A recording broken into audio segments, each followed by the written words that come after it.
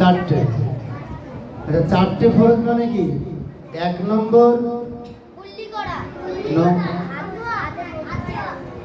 সমস্ত মুখমণ্ডল ভালোভাবে ধোয়া।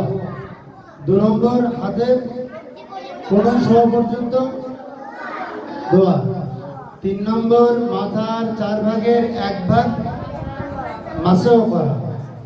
আর 4 নম্বর পায়ের গোড়ালি পর্যন্ত ধোয়া। এই চারটে ফরজ। কিন্তু একটা জিনিস জানবে, উযু করার আগে যে হাতের 2 হাতের এই কবজি পর্যন্ত ধোয়া, এটা হচ্ছে সুন্নাত। এটা কি সুন্নাত? কার তরিকা? আমাদের নবী সাল্লাল্লাহু আলাইহি সাল্লামের তরিকা, সুন্নাত।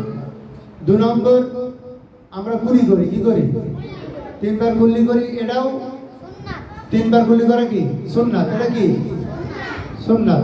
বড় বড় করি 3 বার, এটা করা কি সুন্নাত। নাকে পানি দিই, এটা করা কি সুন্নাত। তবে নাকে পানি দেওয়া পর্যন্ত সুন্নাত।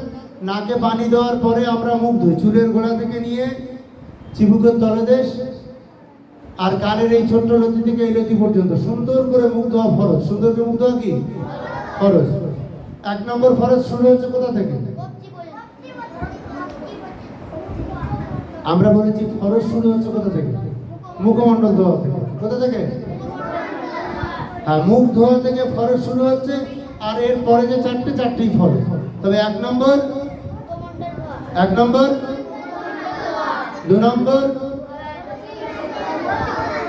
3 নম্বর মাথার 4 ভাগের 1 ভাগ,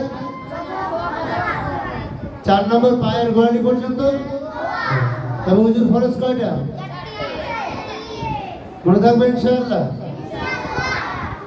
আচ্ছা, উযু করার আগে বিসমিল্লাহ ছাড়া কেউ উযু করবে না। বিসমিল্লাহ ছাড়া আগে বিসমিল্লাহ বলবে, তারপর উযু শুরু করবে। মনে থাকবে?